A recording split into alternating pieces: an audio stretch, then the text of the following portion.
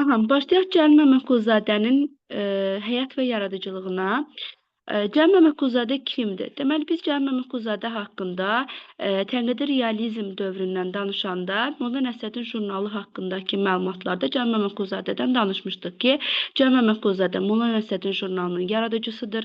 Tənqidi realizm mövqeyindən yanaşmış həyata və bu şəkildə ədəbiyyata yəni bəzi yeniliklər gətirmişdir. Hətta mənzum dram janrının çay dəstgahı ilə əsasını qoymuşdur. Eyni zamanda tragikomediya janrının əsasını qoymuşdur. İlk dəfə Azərbaycan ədəbiyyatında və həqiqətən də tənqidi realist üslubdan dəyərli əsərlər yaratmışdı. Deməli, Cəlil Məmmədquluzadə 1869-cu ildə neçənci ildə dedik, 1869-cu ildə qədim Naxçıvan şəhərində dünyaya göz açır. Deyir ki, ailəsi deyir düzdür, onun firavan yaşamasa da, deməli, bir dəqiqə. Aha, ailəsi firavan yaşamasa da, atası Məşədi Məmmədqulu övladların təhsil almasına xüsusi diqqət yetirirdi. Yəni, ailə güzaranları, vəziyyətləri, imkanları az olsa da istəyirdi ki, övladı təhsil alsın. Ona görə də Cəlil Məmmədquluzadəni atası Məşədi Məmmədqulu kiçik yaşlarından mollaxanaya oxumağa qoyur. Yəni, bu dövrdə təhsil ilk mollaxanada alınırdı. Və mollaxana təhsili təbii ki, səmərəsiz olmur.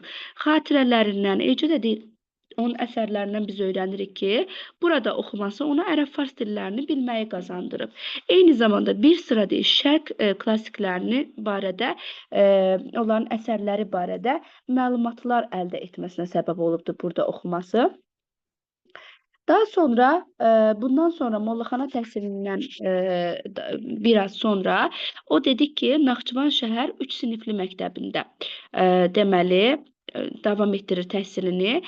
Belə ki, o da deyir, orada oxumaq da onun fikrinin inkişafında, dünya görüşünün formalaşmasında təbii ki, müəyyən təsir olub və daha çox təsir Qorin müəllimlər seminariyasında aldığı təhsil illərdə olubdur. Deyir ki, deməli, birinci mollaxanada, daha sonra Naxçıvan 3 sinifli məktəbdə, daha sonra da 1882-1887-ci illərdə Qorin müəllimlər seminariyasında təhsil almışdı. Seminariyanı uğurla bitirdikdən sonra təxmini 10 il 1887 və 97-ci ildə İrəvan və Naxçıvan quberniyasını, yəni İrəvan quberniyası və Naxçıvan kəndlərində müəllim kimi çalışır. Demək ki, mollaxanadan sonra 3 sinifli Naxçıvan məktəbi, daha sonra Qorin müəllimlər seminariyası, seminariyadan sonra 1882, üzr istəyirəm, 1882-87-də Qoridə oxudu.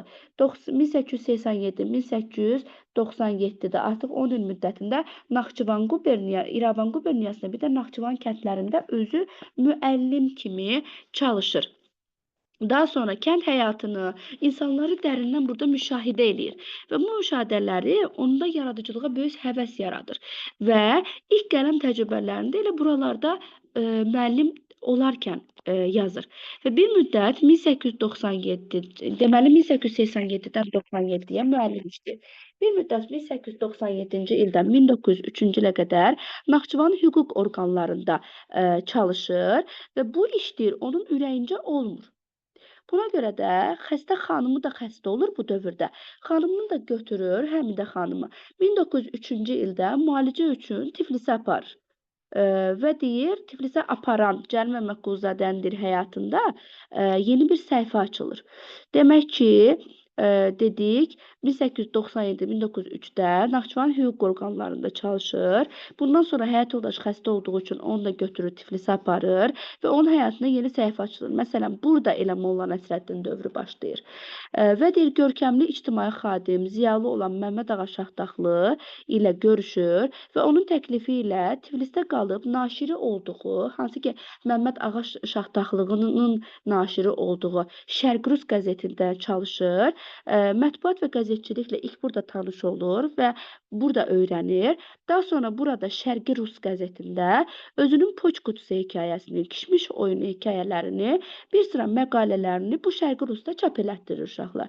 Və qəzet bağlanandan sonra 1905-ci ildə o Ömər Faiq Nemanzadə ilə birlikdə bir də Naxçıvanlı Məşədə Ələsgər Bağırovla birlikdə Şərqi Rusun mətbəəsini alırlar, Qeyrət mətbəəsi adı altında əsərlərini çap elətdirirlər.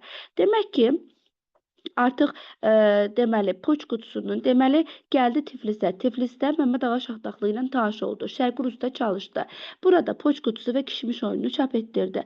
Daha sonra 1905-də Şərqi Rus bağlandı. Sonra Məşədə Ələsgər Bağırovla birlikdə neynədi? Şərqi Rusun mətbəəsini aldılar, Qeyrət mətbəəsi adı altında çalışdırdılar. Təbii ki, bu işdə ona Ömər Faiq Nemanzadə də köməklik elədi. Və bədii əsərlər və tərcümələr burada çap elətdirdilər. Və Tiflisdə çıxan qəzetlərlə əməkdaşlıq eləyən Cəlal Məmmədquluzadə bədii və publisistik yaradıcılığını yenə də davam elətdirir və oğlanlar üçün məktəb açır və burada müəllim kimi çalışır. Və artıq zəngin təcrübə toplayır, yazıcı və publisist kimi də tanınır. Bundan sonra öz fəaliyyətini genişləndirmək üçün xalqın üzərində daha faydalı işlər görmək üzərində düşünür və bu düşüncənin nəticəsində sadəcə deyir bizim xalqımızın deyil, qonşu xalqların da, bütün müsəlman şərqinin də deyir, milli oyanışına təsir edən Molla Nəsrəddin jurnalını yaradır deyir.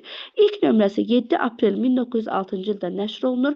Fasilələrlə deyir, fəaliyyət göstərir. Bayaq dedim 1906, 1914-cü illər arasında, bir də plus 1917. Bax bu illərdə deməli harda Tiflisdə Molla Nəsrəddin jurnalı fəaliyyət göstərir. Daha sonra 1920-ci ildə o Təbrizə gəlir. Artıq 20-ci ilin sentyabrına, 21-ci ilin maya qədər Təbrizdə olur. Bu müddətdə artıq deyir, deməli, bu müddətdə artıq ziyalı qadın deyir, Həmidə xanımla ailə həyatı qurur deyir. Deməli, ondan öncəki həyat yoldaşı xəstə olur, vəfat edir. Sonra Həmidə xanımla evlənir 1907-də və Təbriz şəhərinə gedir. Haqqınızı helal edin. Bayaq mən deyəndə xanımı ilk Həmidə adını çəkdim. Həmidə onun ikinci həyat yoldaşıdır. Deməli, Təbriz şəhərinə gedir və təxminən 9 ay Təbrizdə yaşayan deyir ədib çox cəhətli fəaliyyət göstərir. Burada Molla Nəsrəddin jurnalının müəyyən sayını çap etdirir. Ölülər əsərini burada tamaşaya qoyur 1920-də. Ziyalılarla vaxtaşırı görüşür. Özünün mədəni maarif işlərinin həyata keçirməsində onlar ona yardımcı olurlar. İctimai işlərdə özü yaxından iştirak edir Təbrizdə. Daha sonra Bakıya dönür. 1922-31-ci illərdə elə Molla Nəsrəddin burada fəaliyyət göstərir. Deyir ki, bu dövrdə deyir, fəhlə kəndli dövləti adlandırılan Sovet hakimiyyətinə böyük ümid bəsləyir əslində Cəlal Məmmədquluzadə və ictimai mədəni işlərdə fəal iştirak eləyir. Tədbirlər həyata keçirir. Redaktoru olduğu bu dövrdə Yeni Yol qəzetində müdafiə və təbliğ edir Sovet hakimiyyətinidir.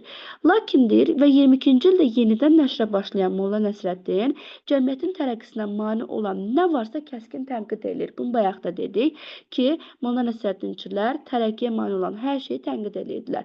Və buna görə də ona qarşı təqiblər olur.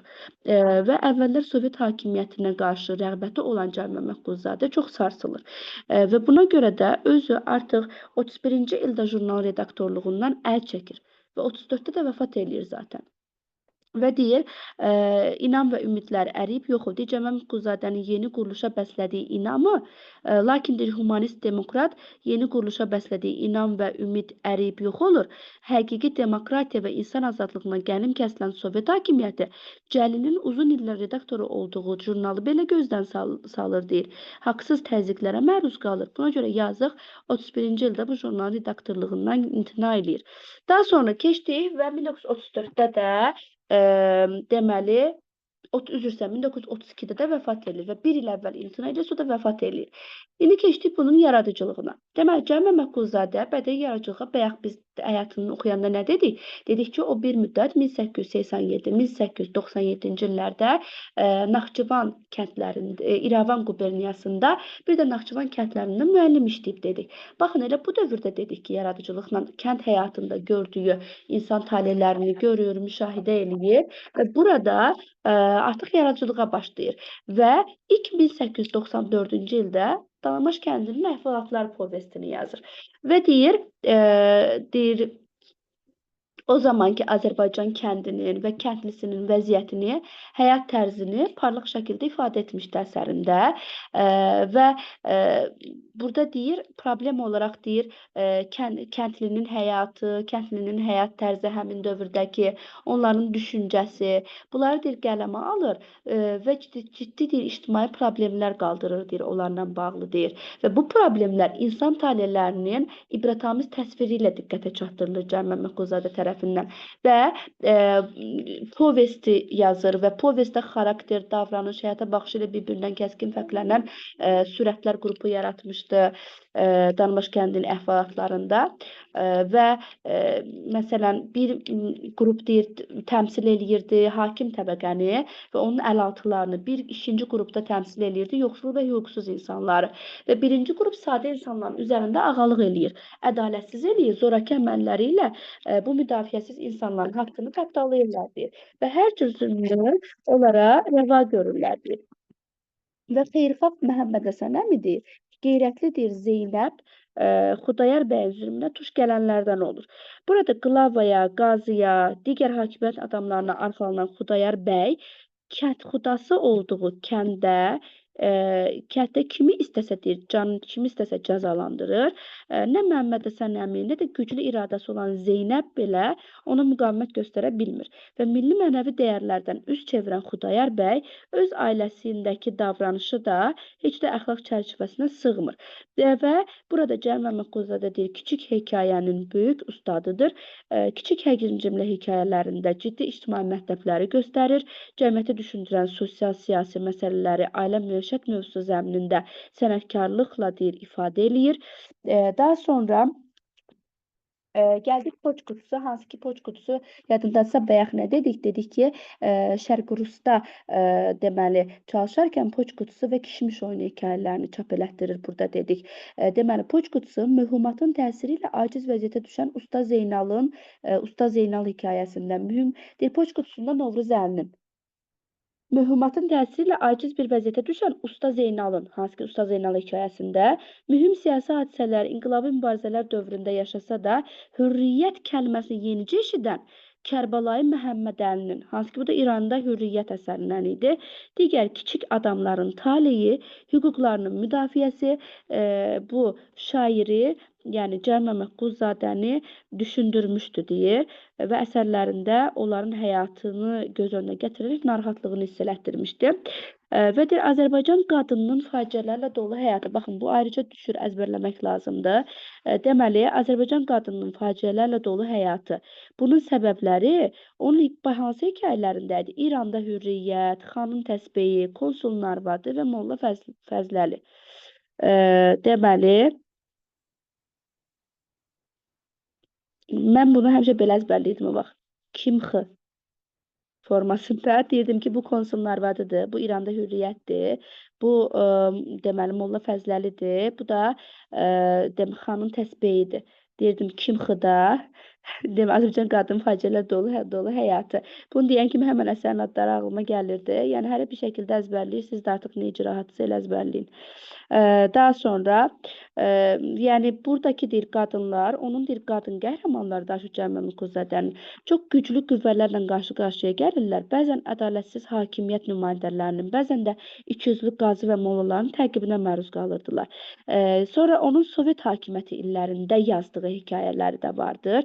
Burada da qadın azadlığından yazıb. Deməli, desək ki, Sovet hakimiyyəti illərindəki qadın azadlığı məsələsini qaldırdığı əsərləri deyəcəksiniz, İki ər və Qiyamət. Amma ümumilikdə Sovet hakimiyyəti ili yox, daha əvvəl ki, o qadınların hakim dairələrlə, qazılarla, mollalarla qarşı-qarşıya qoyulduğu, o artıq o Kimxı dediyim konsulun arvadı İranda hürriyyət, Molla Fəzləli və xanın təsbehində idi. Amma İki ərlə Qiyamətdə isə Sovet dövründə yazdığı, qadın azadlığı mövzusunda yazdığı hekayələridir. Daha sonra ana dilinin təmizliyi, xəlqiliyinin müdafiəsi onun şeir bülbülləri və sirkə hekayələrində göstərir özünü. Daha sonra bürokratizm və süründürməçiliyin tənqidi isə qəza müxbiri və ucuzluq əsərlərində, yəni hekayələrində problemlərin həlli verilmişdir. Deməli, dilin təmizliyi, xərqiliyi, şeir bülbülləri və sirkə, bürokratizm və süründürməçiliyin tənqidi, qəza müxbiri və ucuzluqda idi. Daha sonra deyir, onun dramaturji irsi də deyir, gözdən qaçmaz. Dramaturgiya deyir, dərin ictimai mənası, mühüm problemləri ilə onun əsərlərində özünü göstərir və yaşadığı zəmanənin ictimai eyblərini, ziddiyyətləri, konfliktləri hər tərəfli qavrayan sənətkar deyir, dramatik əsərlərində onları məharətlə deyir, əks etdirməyi bacarır. Daha sonra məsələn, onun deyir, əsərlərindəki gülüş, sarkazm, kinayanın daha kəskin forması idi də bu.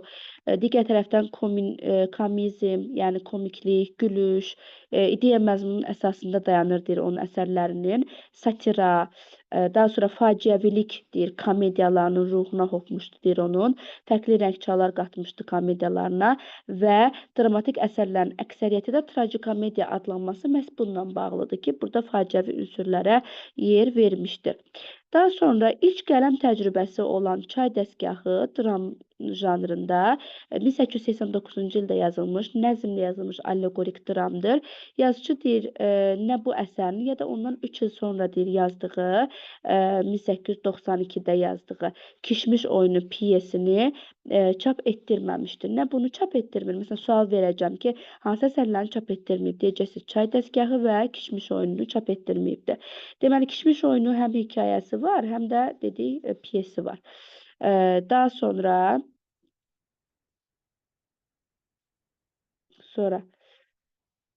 burada deyir ki, məşhur Ölülər trajikomediyası bu əsərlərdən xeyli sonra 1909-cu ildə çap olunub və ömrü boyu deyir, bu müəllifi deyir, düşündürmüş və narahat etmiş, ciddi problemin və fanatizmin, cəhalətin törətdiyi bəlaların əleyhinə yazılmış əvəzsiz sənət əsəri idi. Deməli, Ölülər əsəri həqiqətən də orada İskəndərin monoloqu, çox dəyərli bir monoloqu var orada İskəndərin ki, yəni elə belə bir əsər deyil. Yəni kaş ki o əsəri necə ki anamın kitabını geniş öyrənirik, kaş ki onu da öyrənsəydik. Bax, oğlum, Kişmiş oyunu hekayəsi deyir. Həm hekayəsi var, həm də Kişmiş oyunu piyesi var. Yadda saxlayın. Piyesini çap elətdirməyib, amma hekayəsini çap etdirib. Məsələn, ağıza gələcək ki, müəllimə, axı Şərqi Ruhda dedik çap etdir. O hekayəsi idi. Amma piyesini çap etdirməyib Kişmiş oyunu.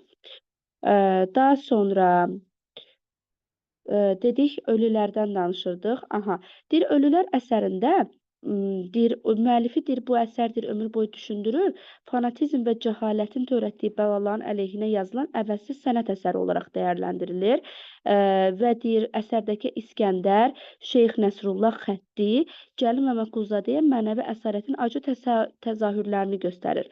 Aydın vətəndaş ziyalı mövqeyinin çətinliklərini, üstünlüklərini göstərməyə imkan verir deyir və konflikt baxımından da deyir, Ölülər dramaturgiyamızın ən dəyərli nümunələrindəndir. Orada İskəndər monoloqunda deyir ki, hansı ki deyir, orada da yenə fanatik, yəni yalançı o fanatik müsəlmanları tənqid eləyir də. Yəni ki, nətər ki Fəxrəddin deyirdi, gözəl İslam, gözəl şəriət, heyf ki bu millətin əlindəsən. Eynən bu şəkildə də deyir ki, deməli Cəlil Məmmədquluzadə İskəndərin dili ilə onları tənqid eləyir. Deyir ki, hansı ki deyir, siz deyir, öz həyat yoldaşlar, deyir, öz ölmüş qardaşlarınızın arvadlarını aldınız deyir. Hansı ki deyir, onlar deyir, indi qəbirdən deyir, durub gəlmə şansları olsaydı, istəməzsiniz deyir, onlar gəlsin deyir. Gəl şansları olsaydı, sizə deyərdilər ki, tuful sizin üzünüzə. Yəni, bu şəkildə çox gözəl, onu keyfli göstərir İskəndəri, amma onun keyfli olması əslində simvolik bir şey idi. Yəni, keyfli olsa da həqiqətləri aynə kimi açıb göstərirdi və Daha sonra onun fərqli mövzularda yazılan dramatik əsərlərində də yazıcı həyati problemlərə diqqəti yönəldir. Məsələn, Bədnam qonşuların xəyanətindən doğan faciələri Kamançı əsərində, bu da 1920-də yazılıbdır. Ermənilərdən danışır burada. Bədnam qonşuların xəyanətindən doğan böyük faciələri göstərir. Müstəmləkə zülmü altında xalqın yadelli və yerli ağaların qapazaltısı olması, maarifçiliyin milli zəmində inkişafı Danabaş kəndinin məktəbində idi. Cəmiyyətdə əqidə, əməl, əxlaq dünyasının tənqidi dəli yığıncağındaydı. Sovet gerçəkliyinə tənqidi münasibətdə ərdə idi. Deməli, ərlə iki ər eyni deyil. Deməli, iki ər Sovet hakimiyyəti illərində yazdığı qadın azadlığına bəhs edən əsəri idi. Artıq bu ər, dedik, bunun deməli, Sovet dramaturgiyasında əksini tapan mühüm məsələlər idi. Deməli, sonra deyir ki, publisistikası da məşhur idi onun. Deyir, publisistik, özünüz bilirsiniz ki, o Tiflis 1903-də Tiflisə getdikdən sonra, Şərq Rusla tanışdıqdan sonra çox böyük bir qəzetçilik məktəbi keçir.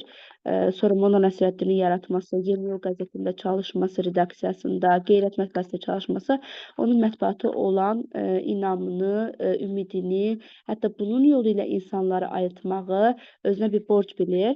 Və burada da deyir ki, uzun müddət baş redaktor olduğu Molla Nəsrəddin jurnalında, ümumiyyətlə yadda saxlayın ki, Molla Nəsrəddin jurnalı mətbuata felyeton janrını gətirir. Felyeton tənqidi məqalə idi.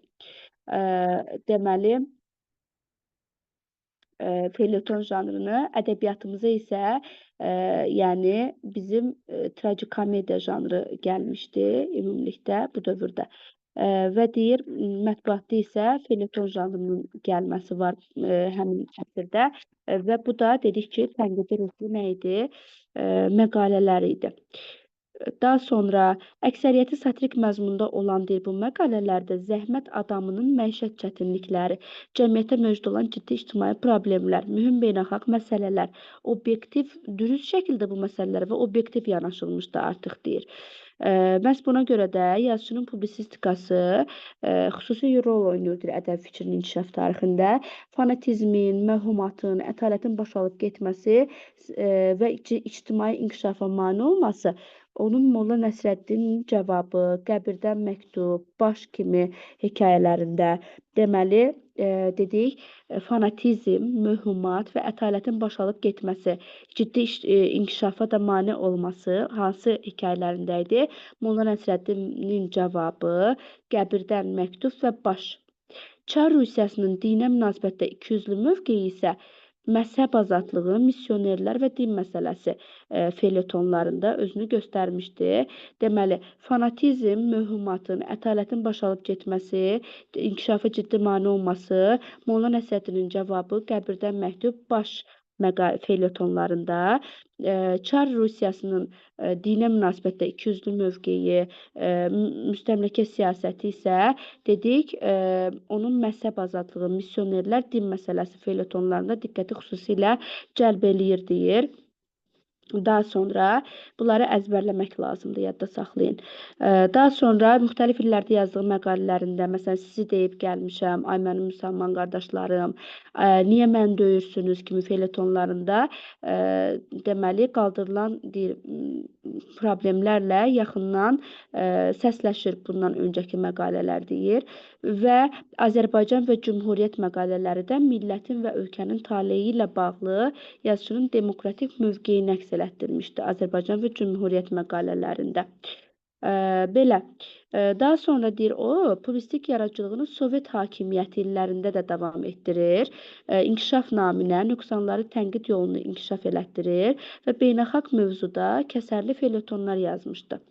Bir də bura diqqət eləyin. Deyir ki, anamın kitabı, Oqtay Eloğlu, Xuştuban Natəvan əsərlərinin dərslikdə verilməyən, bu hissələrin buradan ala bir ehtiyac yoxdur. Artıq demək olar hər yerdən var. Mən də sizə bunu göndərmişəm. Həyat və yaradıcılığı haqqında bu qədər. Bir dəqiqə, mən